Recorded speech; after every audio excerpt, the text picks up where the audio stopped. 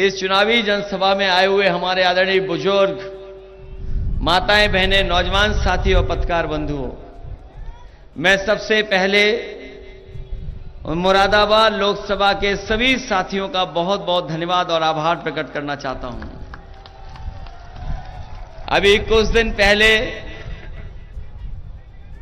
शहर में कार्यक्रम लगा था, लेकिन अचानक मौसम खराब होने की वजह से मैं आपके बीच में नहीं पहुंच पाया था।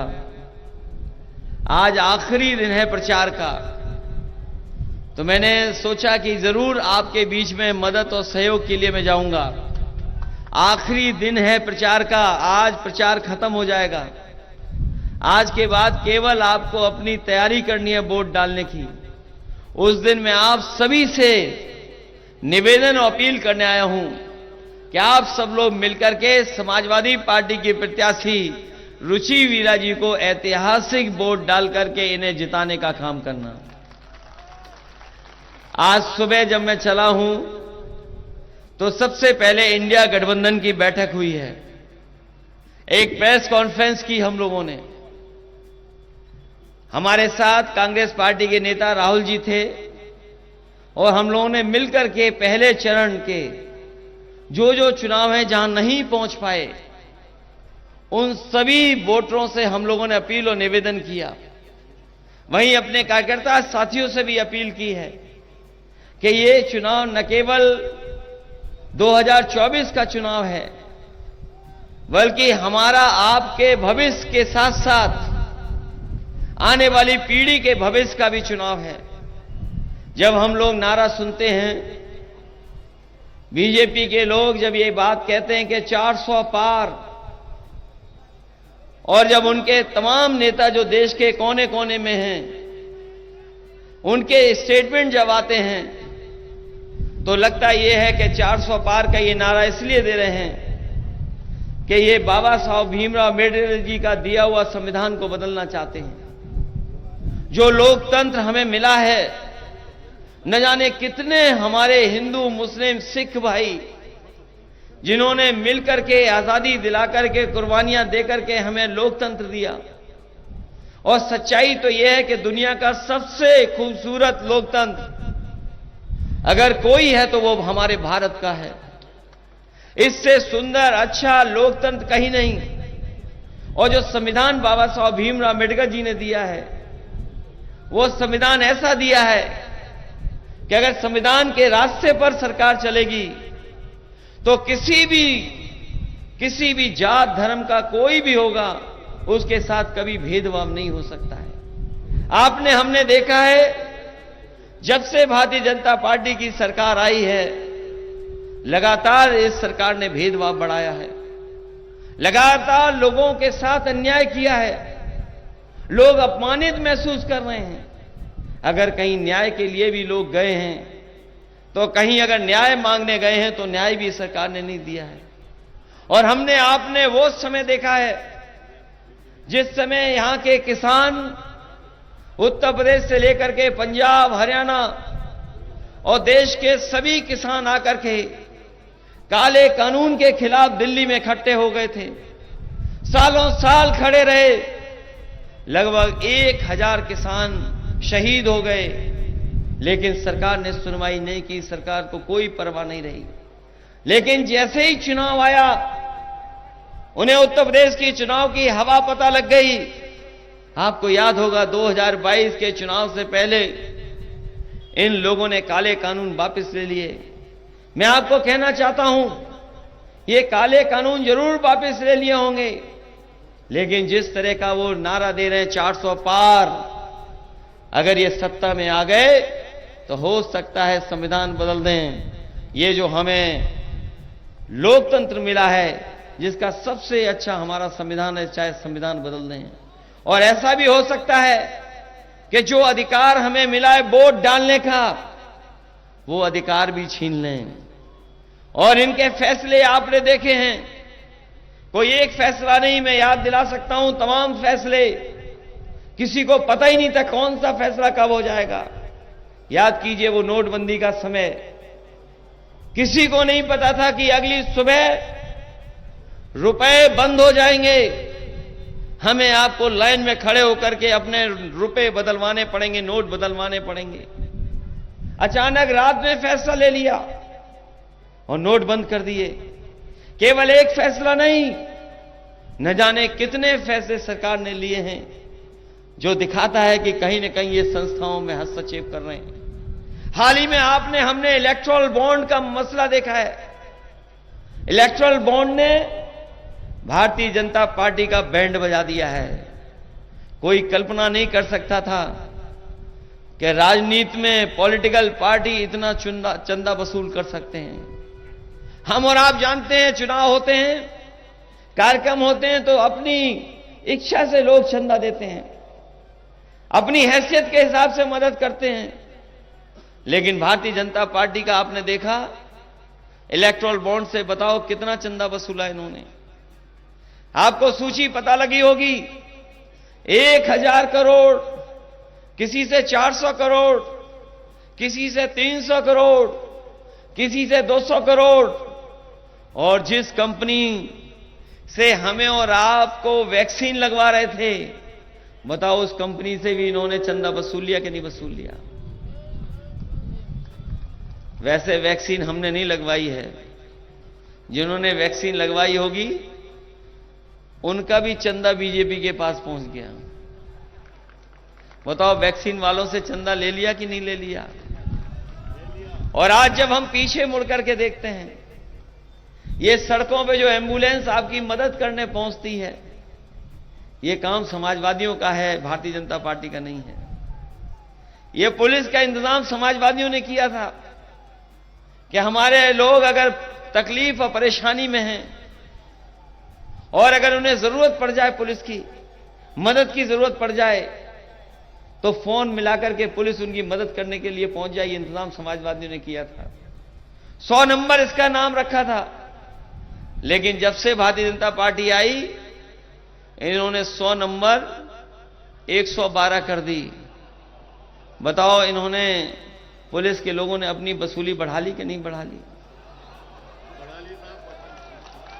बढ़ा ली कि नहीं बढ़ा ली?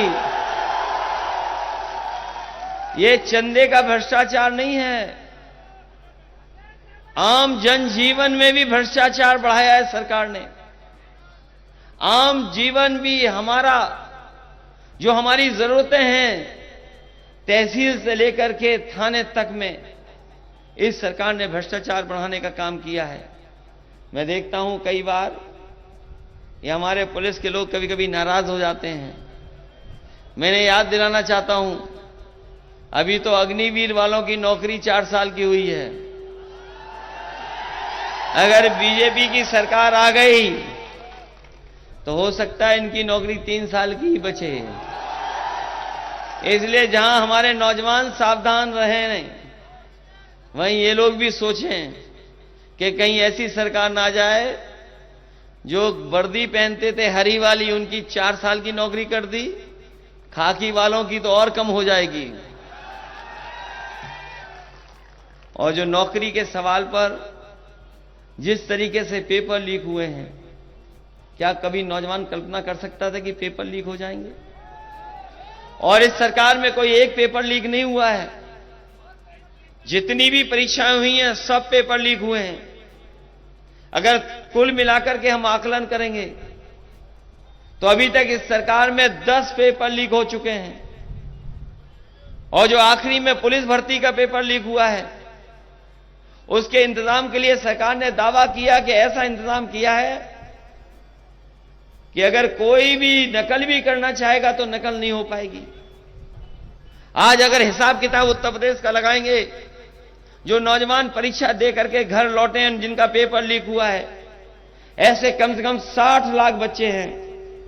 और अगर हम 60 लाख बच्चों का हिसाब किताब लगाएं तो यह सरकार बनेगी नहीं, क्योंकि एक तरफ तो किसान नाराज है और दूसरी तरफ नौजवान नाराज है, जिसके साथ इस सरकार ने खिलवाड़ की, उसके भविष्य के साथ। और अगर 60 लाख नाराज हैं तो उन 60 लाख के अगर मां बाप को हम जोड़ दें, 3 सदस्यों को एक परिवार में अगर हम मान लें, तो सोचिए अगर 60 लाख नौजवान परीक्षा नहीं लिख पाए, जिनका भविष्य इस सरकार ने अंधकार में डाला है। तो उन्हीं परिवारों को अगर हम जोड़ लें तो 60 गुणा हम 3 से कर दें तो 1 करोड़ 80 लाख हो गए। और 1 करोड़ 80 लाख को अगर हम 80 से भाग दे दें तो हर लोकसभा में भारतीय जनता पार्टी का 2,25,000 वोट कम हुआ है। तो 2,025 लाख जिस पार्टी का एक लोकसभा में वोट कम हो जाएगा तो वो 400 पार कहां से करेंगे? ये बात आपको पता है कि नहीं पता है? पेपर लीक हुए हैं। 60 लाख बच्चों का भविष्य अंधकार में डाला कि नहीं डाला इस सरकार ने? तो सोचिए ये सरकार कहां से बना लेंगे? ये 400 पार नहीं है, इस बार 400 हारने जा रहे हैं।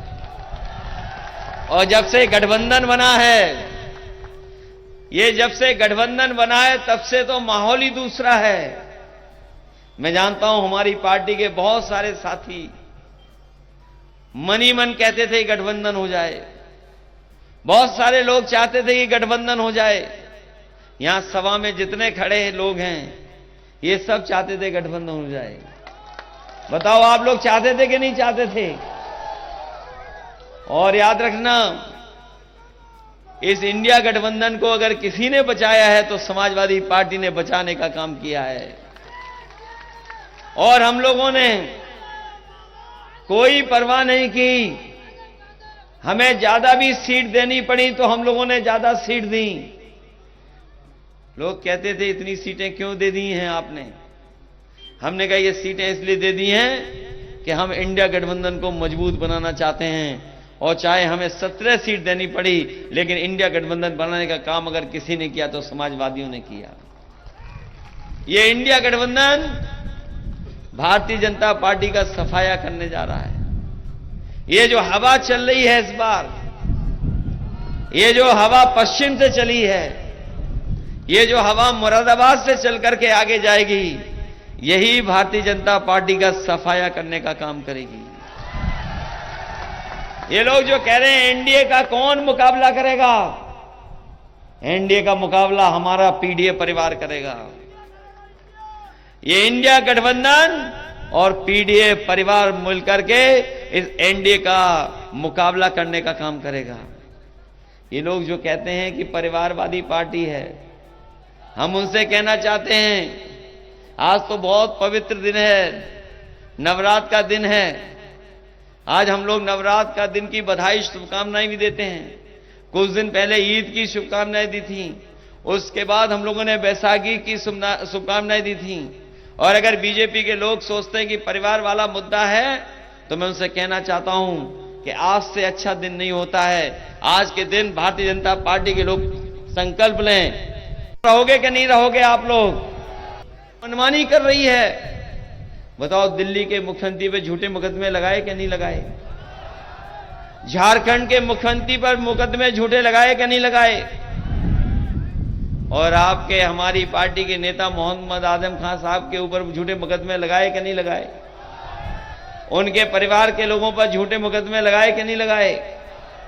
उनके बेटे पर झूठे मुकदमे लगाए कि नहीं लगाए? एक ही रास्ता है हम लोगों के सामने, इन्हें भारतीय जनता पार्टी के लोगों को सबक सिखाना है, तभी हमारे मुकदमे वापस भी होंगे और झूठे जो फंसाए जा रहे हैं वो मामले भी खत्म होंगे। ये तो बड़े लोगों को फंसा रहे हैं, लेकिन हमें सुनने में आया कि हमारे छोटे कार्यकर्ताओं को भी फंसा रही है सरकार। हमारे साथियों पर झूठे मुकदमे लिखा रहे हैं। ये राजनीति में खिसियाता कौन है ये बताओ पहले? अगर इनकी सीटें सब निकलने वाली थी तो बताओ पुलिस को आगे क्यों कर रहे हैं? झूठे मुकदमे क्यों लगवा रहे हैं?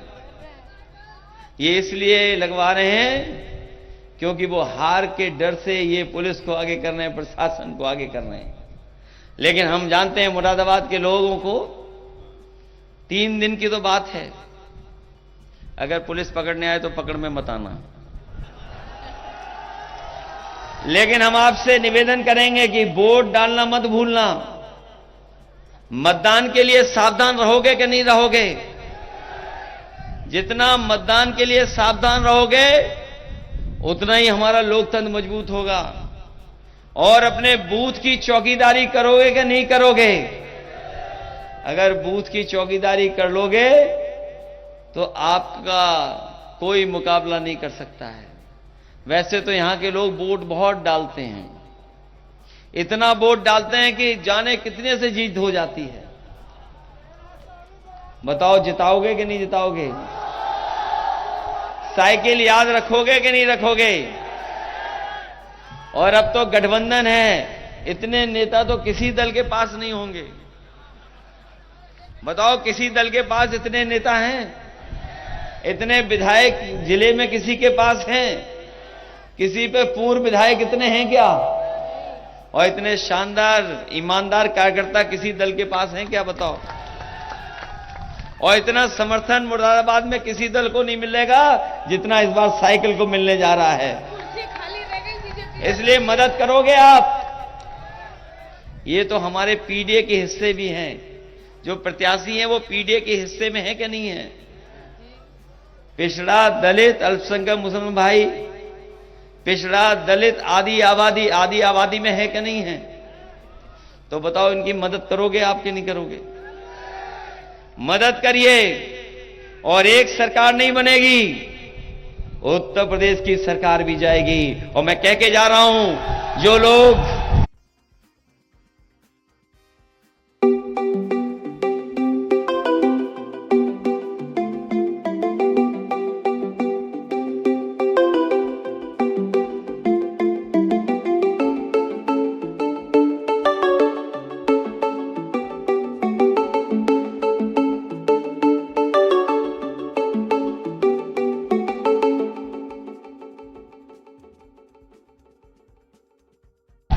जो लोग 14 में आए थे 24 में जाने वाले हैं। और अगर यहां की जनता ने इनका स्वागत अच्छा किया है तो याद रखना, उत्तर प्रदेश के लोग जब विदाई करते हैं तो बैंड बाजा और नगाड़े के साथ भी विदाई करते हैं।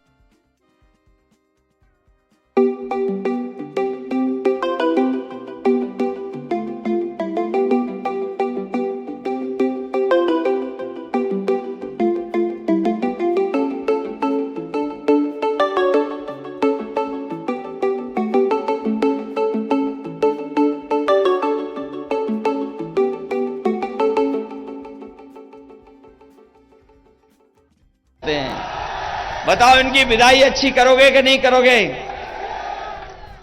आपको तो हवा का रुख पता होगा कि हवा किस किस पक्ष में चल रही है। इसलिए मदद करना, सहयोग करना और एक एक वोट समाजवादी पार्टी को दिला करके रुचि वीरा जी को ऐतिहासिक वोटों से जिता देना, यही वोट है जो हमें सम्मान दिलाएगा। आपका ही वोट है जो लोकतंत्र बचाने का काम करेगा। आपका ही वोट है, चाहे वो मोहम्मद आजम खान साहब हों, चाहे हमारे दिल्ली के मुख्यमंत्री हों, चाहे झारखंड के मुख्यमंत्री हों, उन सबको न्याय दिलाने का काम करेगा। आपका एक एक वोट इस देश का संविधान और इस देश का लोकतंत्र को मजबूत करने का काम करना। इसलिए समाजवादी पार्टी की प्रत्याशी और गठबंधन की प्रत्याशी रुचि वीरा जी को और हमारे दूसरे साथी हैं रहमान, इनको भी जिता करके लोकसभा में भेज देना। बहुत बहुत धन्यवाद, बहुत बहुत आभार प्रकट करता हूं। आपको ये खबर कैसी लगी है उस पर अपनी राय कमेंट बॉक्स में जाकर जरूर दें। अभी तक हमारे चैनल को आपने सब्सक्राइब ना किया हो तो सब्सक्राइब बटन पर क्लिक करें, बेल आइकन को प्रेस करें, जिससे कि हमारी पढ़ने वाली प्रत्येक खबर का नया नोटिफिकेशन सबसे पहले आपको प्राप्त हो। आपसे निवेदन है कि अभी तक हमको ज्वाइन ना किया हो तो ज्वाइन बटन पर क्लिक करके ज्वाइन कर सकते हैं। हम फिर मिलेंगे एक नई खबर के साथ, तब तक आप हमको इजाज़त दीजिए। जय भारत, जय हिंद।